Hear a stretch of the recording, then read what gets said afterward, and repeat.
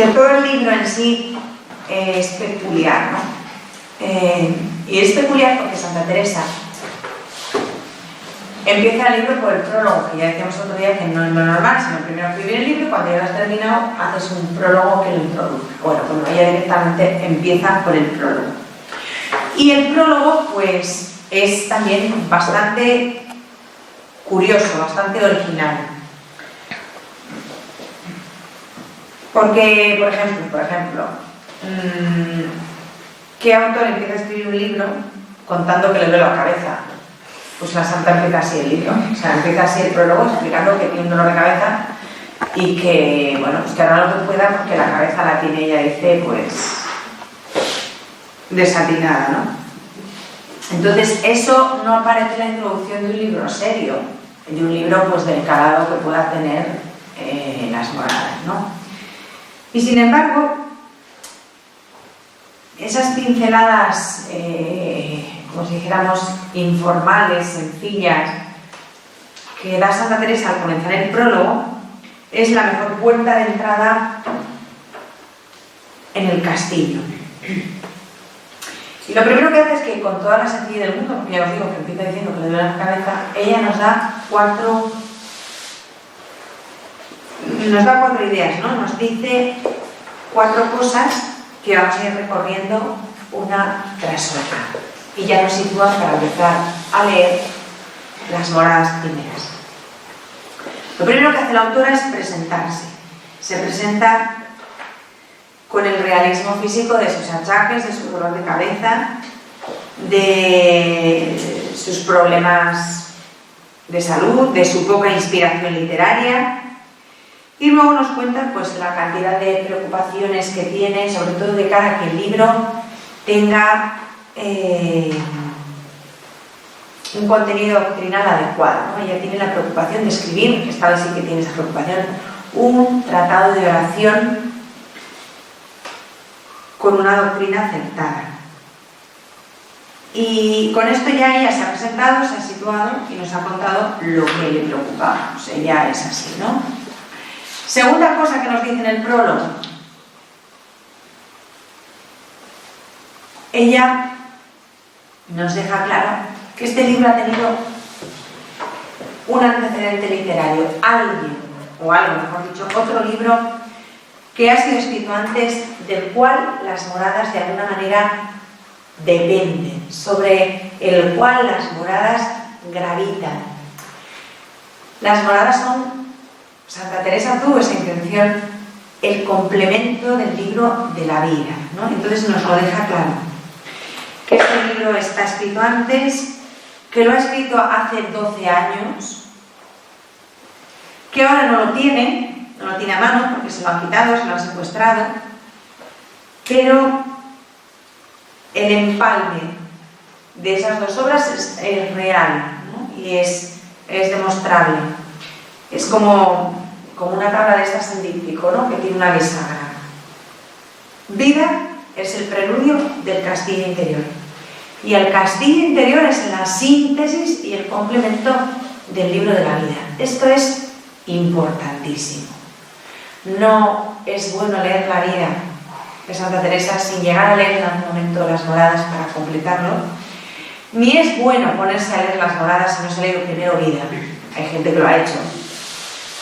Pero bueno, habrá leído las moradas, pero no habrá asimilado, no habrá aprovechado hasta el fondo todo lo que las moradas puede ofrecer, ¿no?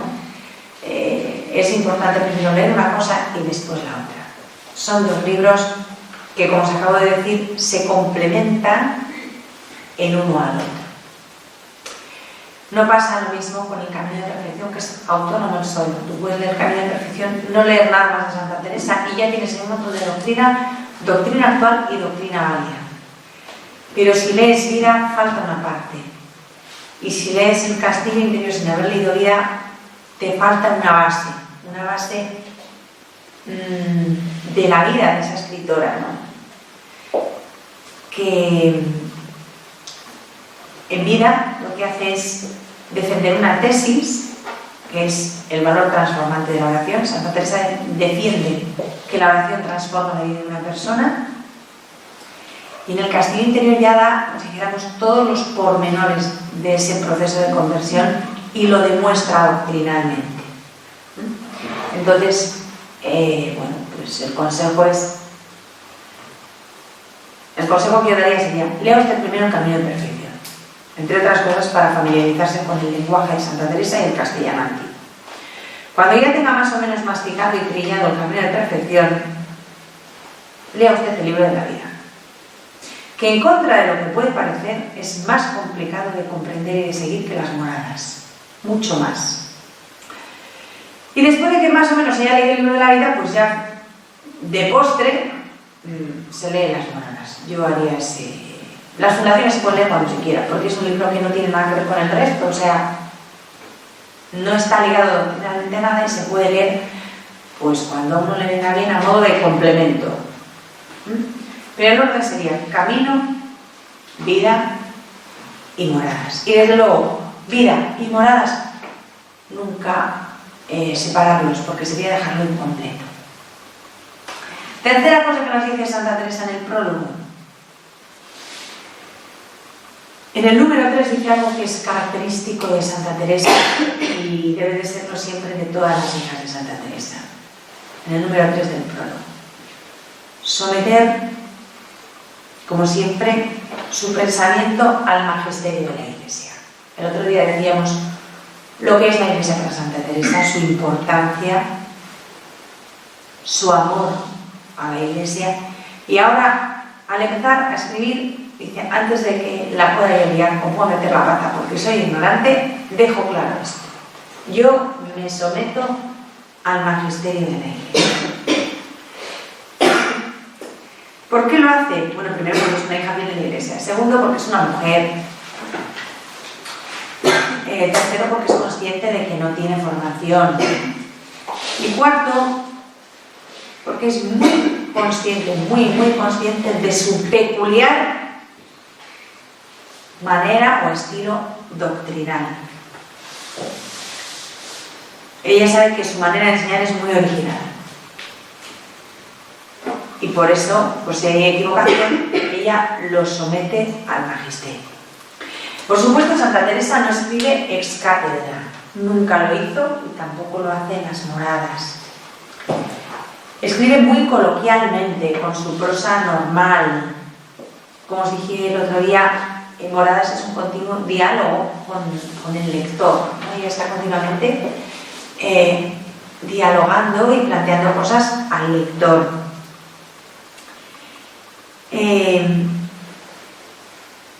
Escribe como habla, escribe conversando, y lo dice claramente a las lectoras. Dice: iré hablando con ellas en lo que escribiré. O sea, dice claramente que ella va a escribir, va a dejar un diálogo escrito con las monjas. Cuarta cosa que nos dice la santa en el prólogo: atención a las lectoras. Las lectoras son las destinatarias de este libro, las monjas, las carmelitas de sus Carmelos castellanos y andaluces. Cuando escribe las moradas ya hay Carmelos en Andalucía. Y ella sabe que son lectoras sencillas, sin preparación especial, ni literaria, ni teológica. Eran mujeres sencillas de su tiempo. Y entonces escribe para ellas, para que ellas comprendan. Les escribe un tratado de oración, pero para que lo entiendan ellas. Solamente les pone una condición importantísima para que el castillo interior, el libro, les sirva de algo. No preparación intelectual, como digo, no preparación teológica, pero sí hay una cosa importante. Deseo, anhelo, ganas de entrar en el castillo con el alma y con la vida. Ese deseo entrar en el castillo, y me pongo a ello. Y esto pues evidentemente nos vale para nosotros, nos vale para los lectores de hoy, como sirvió a aquellas lectoras primeras de las moradas. No creo, ni lo creen los estudiosos, que entre el proyecto de la santa estuviera en publicar algún día las moradas, en llevar una imprenta. No creo que ella tuviera nunca esa idea. Pero sí sabemos que escribía para las monjas y quería que se divulgara, porque a medida que redactaba los autógrafos de las cosas que escribía, se los pasaba a monjas jóvenes, que más o menos escribían bien, porque algunas escribían con las justas, otras leían pero no escribían, porque bueno, pues el nivel de alfabetización no de las monjas, sino de la España de aquel tiempo, pues no era precisamente.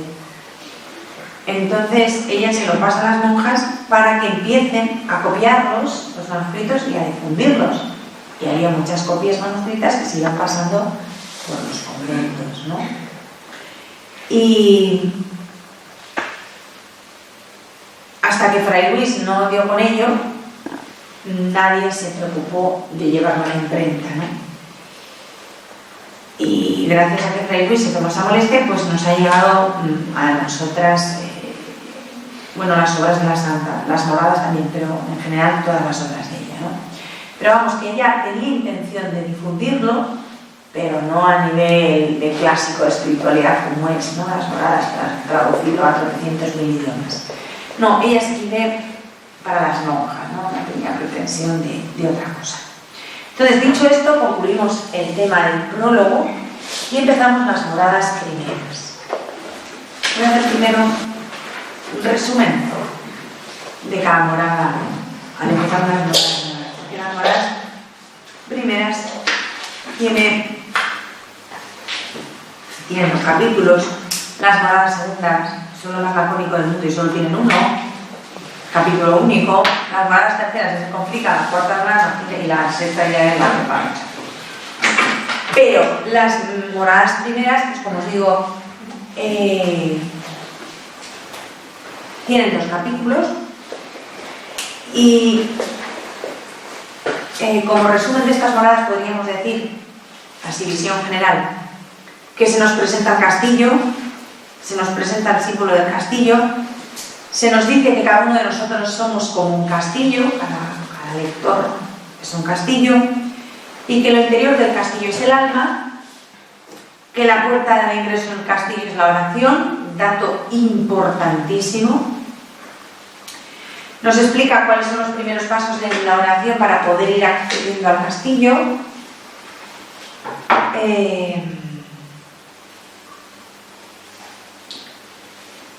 Que son, quizá los pasos más previos y muy importantes, es el conocimiento propio, conocimiento de uno mismo, tomar conciencia de la propia dignidad, de la propia interioridad, desarrollar el sentido de Dios, el sentido de gracia y el sentido de pecado. Daos cuenta que Santa Teresa está hablando para principiantes totales, o sea, el que acaba de convertirse y empieza su andadura espiritual, o sea, las primeras moradas parte desde ese principio, ¿vale? Y luego nos invita continuamente a recuperar la sensibilidad espiritual. Esto es muy importante, y más hoy, en el contexto actual, es de plena actualidad, recuperar la sensibilidad espiritual y cuidar la propia interioridad.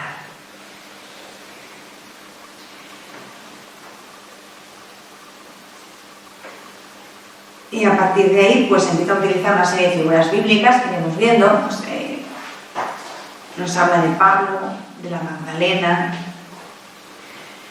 del paralítico de la piscina de Siloé, y también de la mujer de Lot y del riesgo de permanecer mirando hacia atrás, ¿no? De estar continuamente volviendo la cara atrás, que es quizá uno de los riesgos o de las tentaciones mayores del que está en las primeras moradas, volver a mirar lo que hay fuera del castillo. Eso es como un resumen, ¿vale? Y ya nos adentramos en el capítulo primero.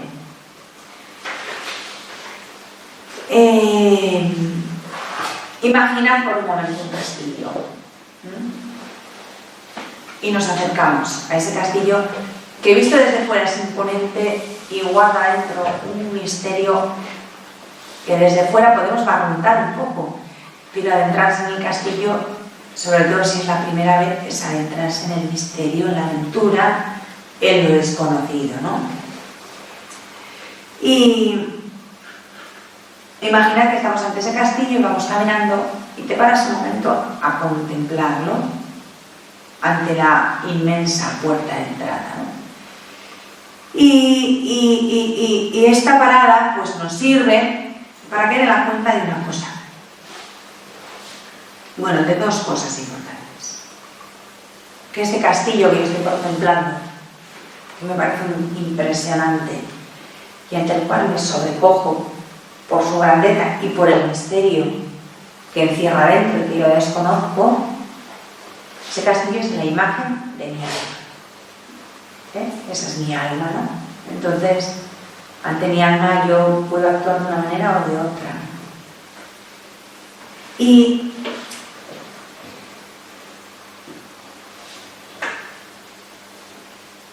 es al mismo tiempo el castillo de mi Señor. Es el castillo de mi alma, pero es el castillo, la morada, el dominio de mi Señor.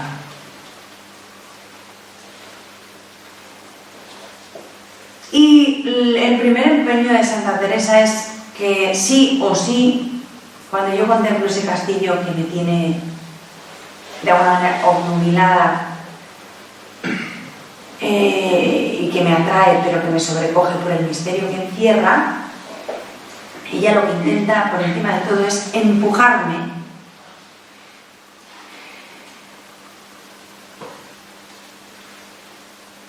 hacia la puerta, que yo entre en el castillo, ¿no? ¿Y qué hace Santa Teresa? Nos muestra su propio castillo, su castillo interior, el de ella, ¿no? Todo el libro va a ser un paseo por el castillo interior de la santa. O sea, nos abre su interioridad, su intimidad. Ella nos está hablando de una persona y de un castillo, de un alma, pero evidentemente esa persona es ella, ¿no? Y lo que hace es tender como un puente entre su castillo y mi castillo, de modo que intenta que yo penetre en mi castillo mientras me lleva de la mano por el suyo, ¿vale? Teresa empieza hablándonos en positivo, siempre en positivo, de la belleza, de la hermosura y de la dignidad de nuestras almas. Si os dais cuenta, y lo iremos viendo cada vez más conforme vayamos avanzando por las miradas, este libro es de una actualidad impresionante y es un tratado de espiritualidad necesarísimo, porque el gran drama del hombre de hoy es que no tiene conciencia, la mayoría de las veces, de su propia interioridad, de su propia dignidad. Y por eso también nuestro carisma es muy actual, porque nuestra llamada es a que el hombre se encuentre consigo mismo y con el amor de Dios que tiene dentro, ¿no? Y quizá la necesidad más urgente hoy es esa, ¿no? Muchas veces hemos comentado que los servicios que ha prestado la Iglesia, sobre todo sirviéndose de la vida consagrada a la sociedad, hoy día son diferentes. O sea, ¿qué necesita el pueblo de Dios? Pues hace 100 años o 200 surgieron muchísimos institutos y muchísimos carismas dedicados pues, a la atención de los enfermos, a la atención de los ancianos, a la alfabetización de los niños, a la promoción de la mujer, pues a un montón de cosas que estaban descuidadas y que eran necesarias. Hoy día todo eso está cubierto socialmente, ¿no? Hoy día pues las instituciones públicas garantizan la sanidad, garantizan la educación, garantizan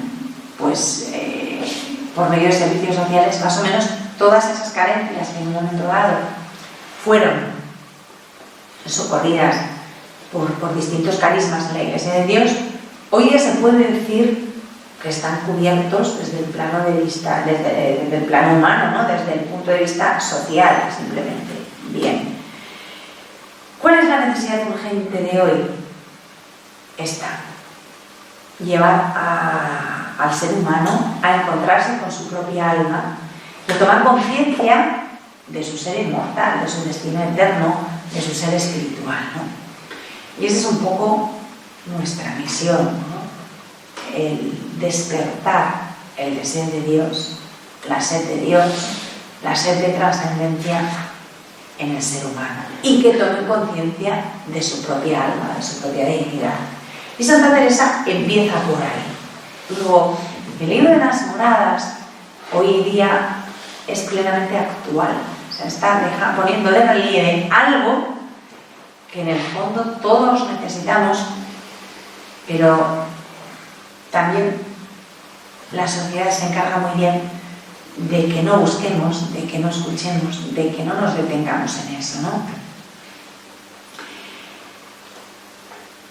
Entonces, el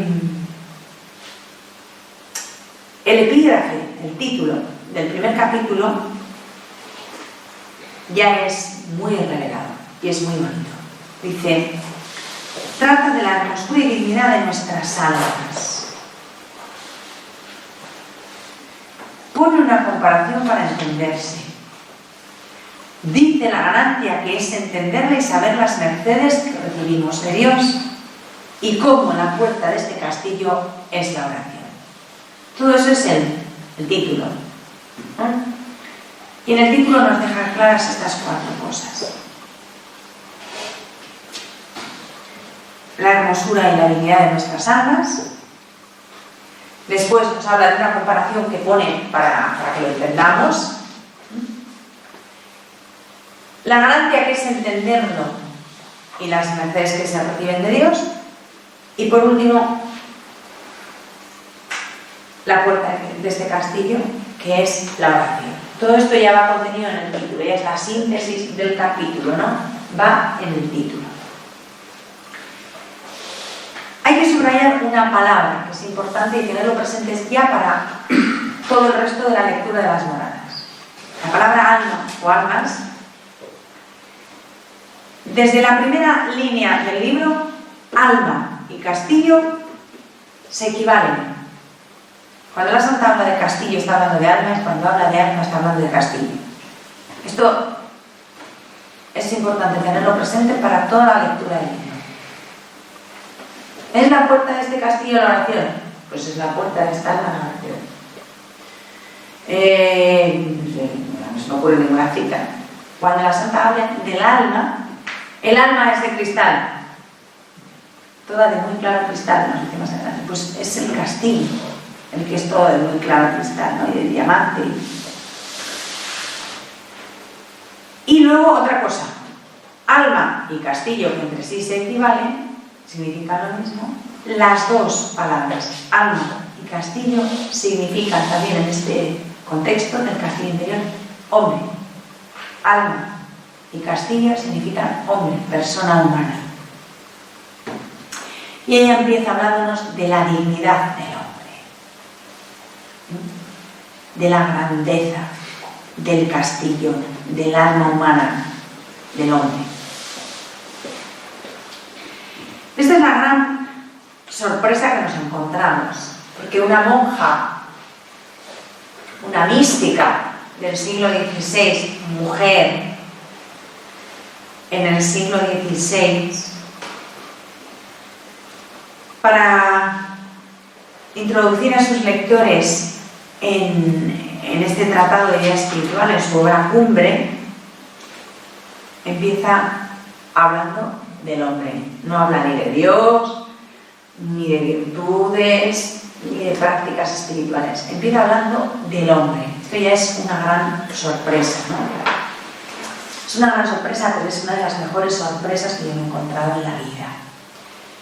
¿Por qué? Porque nos indica lo humana que es Teresa de Jesús. Lo grandísimamente humana que es y cómo toda su espiritualidad va a pasar siempre por lo humano y por la humanidad. Ella es la santa, la doctora mística de la humanidad de Jesucristo. Bien, pero a la humanidad de Jesucristo ella va desde lo humano.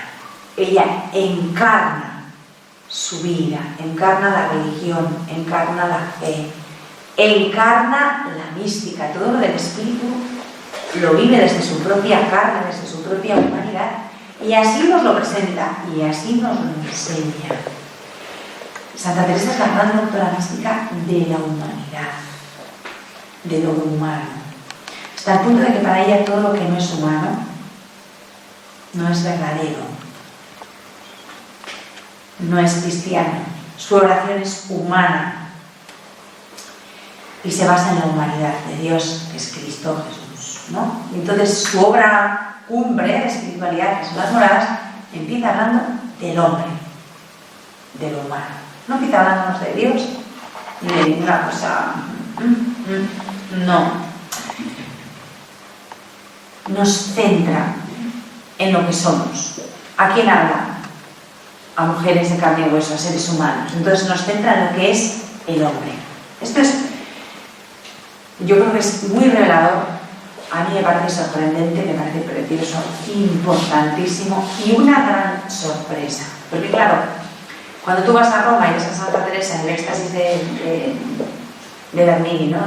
En la iglesia de Nuestra Señora de las Victorias, cuando ves la preciosísima talla de Bernini con el querubín y tal y cual y pascual, pues claro, es verdad que es bellísima, ¿no?, la escultura, pero claro, te arriesgas a pensar que Santa Teresa vivía siempre así, por los aires, medio desmayada y con un querubín clavándole fuego en el corazón. Pues mire, eso le pasó unas cuantas veces, no una, unas cuantas veces, pero tenía los pies tremendamente en el suelo. Y era tremendamente humana y una gran conocedora de la psicología humana. Santa Teresa es la mejor psicóloga de todos los tiempos y la que a mí me merece confianza. Es de la que me fío plenamente, porque tenía un sentido común aplastante y una experiencia de vida fuera de lo común. Y empieza hablándonos del hombre. Y lo hace en términos, podría habernos dicho, el hombre es el bicho más malo del mundo mundial. No. Empieza hablando del hombre en términos positivos, elogiosos, levantando, exaltando la dignidad humana. Lo primero que quiere hacer ella es dejar bien claro, como una piedra angular sobre la que va a edificar el resto del libro, que el hombre es el ser más parecido a Dios. Lo más parecido a Dios es el hombre. Repito, mientras podáis, porque a veces no es sencillo, pero intentar hacer el esfuerzo de situar esto que os estoy diciendo y que suena muy bien, en el siglo XVI, cuando ella lo escribió, sonaba muy mal. Muy atrevido. Una mujer diciendo que el hombre es lo más parecido a Dios. Los milagros que no pillan también en Castilla Interior y lo llevan también a la Inquisición. No era de Dios porque cosas sospechosas decía. Que en sí mismo tiene una capacidad que lo trasciende. Y ahora viene lo más gordo. No solo está hecho a imagen de Dios, que lo está, sino que además es capaz de contener a Dios dentro de sí.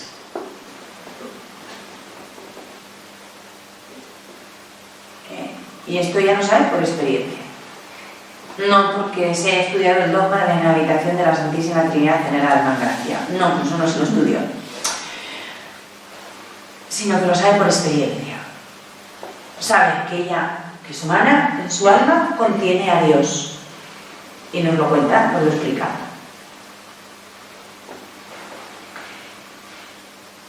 El hombre no solamente tiene vocación de Dios, llamado a la comunión con Él, sino que su mismo ser humano, nuestra misma naturaleza humana, está estructurada como capacidad de Dios. El hombre, y esta es una definición preciosa, es capacidad de Dios. Yo he sido creada capaz de Dios. Capaz de Dios, de tener a Dios en mí y de mantener una relación con Él. Esto es precioso. Y yo nunca lo he leído ni se lo he oído formular a nadie como a Santa Teresa. El hombre es capaz de Dios. Daos cuenta que lo que se contaba para aquel entonces es que el hombre era capaz de lo peor, capaz del infierno, capaz de la condenación, capaz de... Y ella dice, no. El hombre es vocacionado por Dios, es llamado por Dios y estructuralmente por su misma constitución hemos sido creados así por Dios, o sea, no es chiripa, es que Dios nos ha creado de una determinada manera que nos hace capaces de Él. Y no ha creado así a ninguna otra criatura más, solo al hombre. El Salmo 8. Lo hiciste poco inferior a los ángeles. Lo coronaste de gloria y dignidad.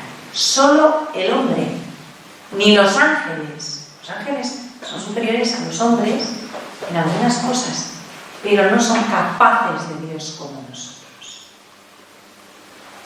Esa es una elección que Dios ha hecho solo para el hombre. El ángel no es capaz de ser hijo de Dios. No, que será muy superior a nosotros en muchas cosas. Pero el ángel es criatura de Dios, pero no es hijo de Dios. Yo soy hija de Dios en el Hijo. Porque Dios me ha hecho capaz de eso, de Dios, de ser hija de Dios. Estructuralmente, en cuanto a ser humano, Dios ha creado el alma humana con esa capacidad de ser hijo de Dios. Ninguna otra criatura, ni los ángeles, que son superiores a nosotros en muchas cosas, tienen esa capacidad. Tendrán una inteligencia muy superior a la nuestra. Son inmortales, todo lo que queráis, pero no son hijos de Dios. Yo soy hija en el Hijo. He sido redimida por el Hijo y tengo la capacidad, porque Dios me ha creado así, porque me ha creado con una alma humana, de ser hija de Dios. Y al resto de seres creados no les ha dado esa capacidad. Solo el hombre, solo el alma del hombre es capaz de Dios. Esto es precioso, esto es bellísimo y esto no lo dice nadie. Lo dice Santa Teresa, pero como el resto de los que estamos por el mundo y nos llamamos católicos somos medio tontos y no lo decimos. No se lo contamos al resto de bautizados, no lo contamos al mundo entero. Hablamos luego, llega la oportunidad de dar el testimonio, de hablar de Dios, y decimos cada tontería del 15, que no, a ver, que el hombre sea consciente de esto. Si luego tú no quieres libremente nada con Dios, pues qué tristeza, qué dolor, ¿no? Qué misterio. Pero la libertad, pero que lo sepan. Es que no. A ver, el mundo hace todo lo posible y lo imposible porque no se entere nadie. Vale, de acuerdo. Pero luego lo que nos tenemos que hacer la contra al mundo para que se entere la gente, tampoco hacemos demasiado. Porque yo miro a mi alrededor y digo, a ver, esto tendrían que estar repitiéndolo 20.000 veces, a voces. Moradas primeras de Santa Teresa. Decirlo, contarlo, repetirlo, aprenderlo. Bueno, si no quieren citar a Santa Teresa porque les parece que va a ser, no sé, pues sin citarla, pero es que es doctrina real. O sea, esto además, está en el catecismo también, pero que tampoco, está en el catecismo expresado de otra manera, pero que tampoco lo hacemos, ¿no? Y a mí me parece lamentable. Pero bueno, por lo menos tener conciencia de que somos capacidad de Dios, que el ser humano está estructurado como capacidad de Dios, como espacio para Dios, como morada de Dios, como habitáculo de Dios, muy mucho más capacitado, mucho mejor, una sola alma. El alma de un solo hombre está más capacitado para contener a Dios que el cosmos entero. Y esto es real, o sea, no es verdad, ¿no?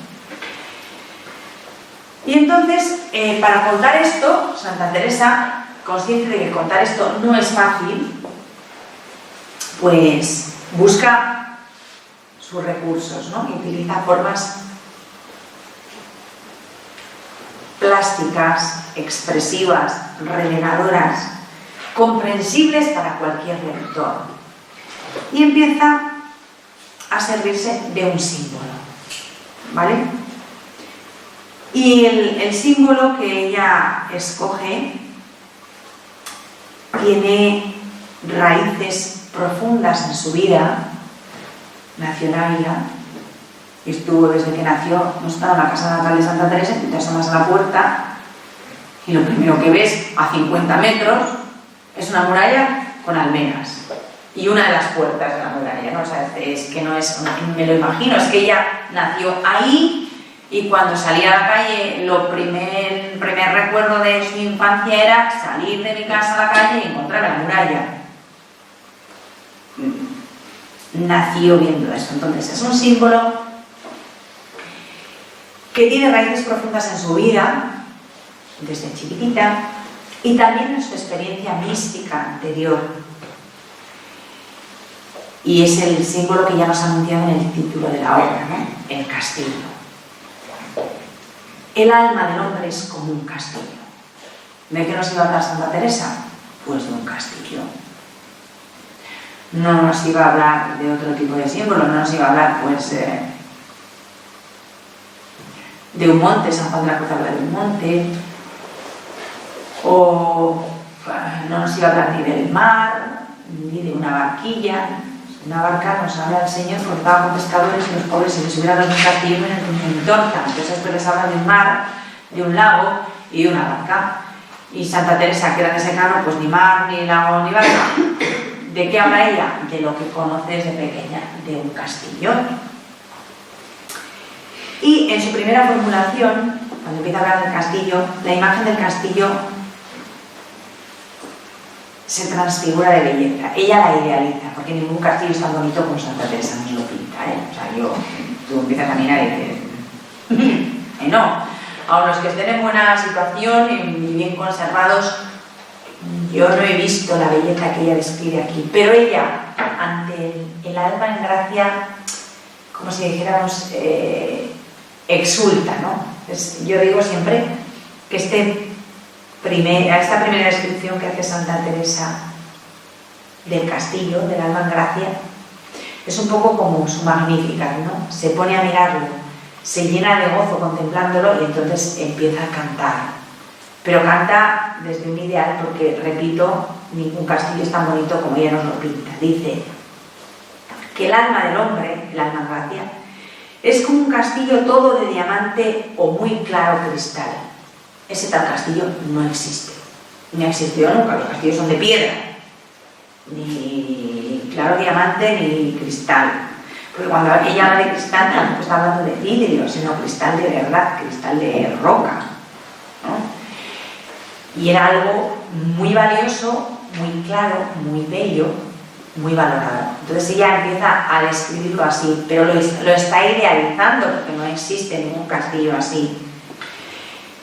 Dice que nos lo cuenta como quien habla de una joya traslúcida, llena de luz, enorme, como si fuera una amatista gigante en cuya interioridad hay muchos aposentos. No existe un castillo así, repito, ella lo idealiza.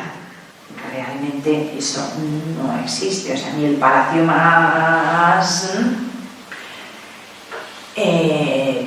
es de muy claro cristal ni de diamante. Eso es lo que ella exclama, lo que a ella le sale ante la contemplación de la belleza de un alma en gracia, ¿no? Que es otra cosa que después veremos. Un alma en gracia tiene tal belleza que si la pudiéramos contemplar tal cual Dios la contempla, pues nos desmayaríamos de alegría y de admiración, ¿no? O sea, un alma en gracia es un tesoro. Y ella, estas cosas que le pasaban a Santa Teresa, tenía esa percepción, veía de alguna manera el alma como la de Dios, ¿no? Con esa belleza recibió esa gracia de poderla contemplar así. Entonces nos lo intenta contar. Y después de pasar la primera etapa de exaltación, que se emociona contándonos cómo es de hermosa y de bella un alma en gracia, avanza un poco y ya aterriza y vuelve a pisar la tierra y empieza a ser realista. Santa Teresa es una mujer que, salvo momentos puntuales como este del alma en gracia, que se ha emocionado y nos ha contado aquí, normalmente esos momentos de exaltación en Santa Teresa son muy contados. Ella es poco idealista y muy realista. Entonces tiene un subidón de estos donde idealiza, pero luego se calma, se serena y vuelve a pisar la tierra y vuelve al realismo. Teresa es de Ávila, ¿no? Como os acabo de decir, y desde su casa y desde la Encarnación también ha contemplado infinitas veces su ciudad y conoce esa ciudad que es un bastión amurallado, ¿no? Una fortaleza inaccesible. Para eso se edificó la muralla, para defender a la ciudad, ¿no? Y sabe que es una ciudad castillo, que no es un castillo encantado, sino que es de dura piedra berroqueña. Esto ya sí es real. Lo del cristal y el diamante, pues no.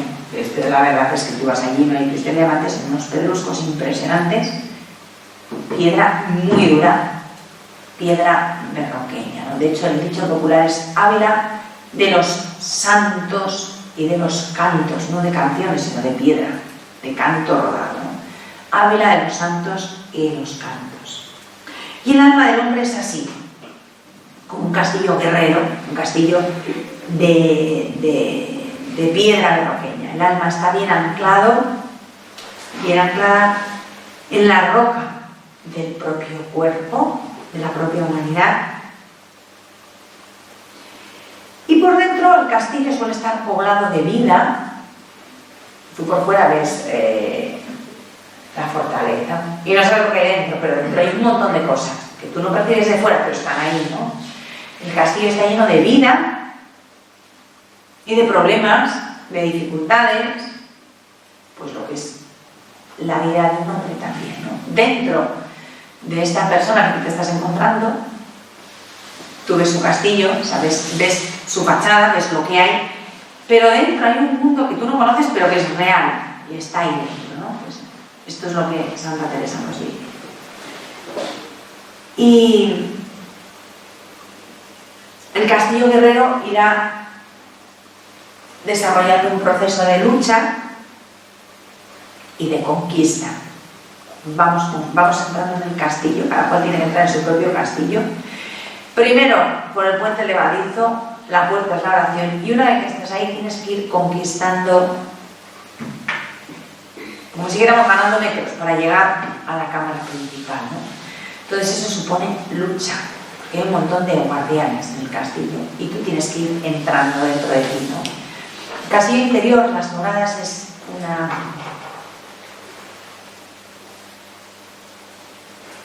un canto, una muestra de lo que supone, o una invitación de lo que supone ir conquistándonos a nosotras mismas, ¿no? Conquistándonos a nosotras mismas para Dios. Y entonces lo primero que hay que hacer es entrar dentro de uno mismo, y a veces cuesta. Y la puerta de entrada siempre es la oración. No se ha inventado de momento otra.